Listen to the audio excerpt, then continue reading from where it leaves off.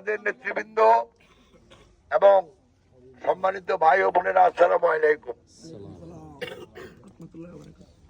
আপনারা অনেকক্ষণ থেকে কষ্ট করে এখানে দাঁড়িয়ে আছেন, সেজন্য আপনাদের কাছে আমি কৃতজ্ঞতা প্রকাশ করি। একটা কথা বলি, আগামী 12ই ফেব্রুয়ারি আমাদের ত্রয়োদশ সংসদ নির্বাচন। এই নির্বাচন বাংলাদেশের জন্য অত্যন্ত গুরুত্বপূর্ণ, কারণ বাংলাদেশে বর্তমান যে ভঙ্গুর অবস্থা, সেটা অর্থনৈতিক দৃষ্টিকোণ থেকে হোক, সামাজিক দৃষ্টিকোণ থেকে হোক, আইন শৃঙ্খলার দৃষ্টিকোণ থেকে হোক, আমাদের অবস্থা খুবই খারাপ।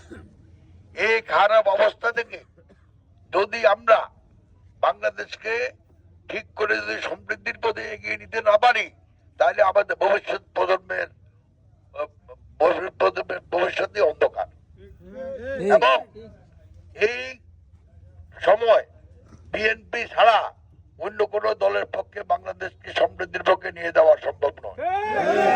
আপনারা জানেন, আমাদের পার্টি সম্মানিত চেয়ারম্যান তারেক রহমান সাহেব বাংলাদেশের উন্নয়নের জন্য, সেটা সামাজিক উন্নয়ন হোক, সেটা সাংস্কৃতিক উন্নয়ন হোক, খেলাধুলির উন্নয়ন হোক, সব উন্নয়নের জন্য, রাস্তাঘাটের উন্নয়ন, এগুলো নিয়ে 31 দফা দিয়েছেন জাতির সামনে।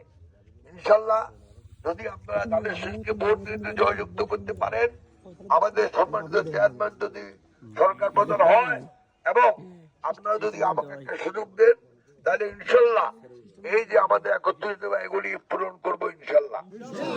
এই ছাড়া আমাদের এখানে আমাদের যে লোকাল স্থানীয় সমস্যা আছে, নদী ভাঙ্গন, তারপরে আপনার ওই আরো কিছু রাস্তাঘাট আমি দেখলাম খুবই খারাপ, কালভার্ট খারাপ, এগুলি ইনশাল্লাহ আপনাদের সাথে একত্রে মিলেমিশে আমরা এই সমাজের উন্নয়ন করবো আল্লাহ।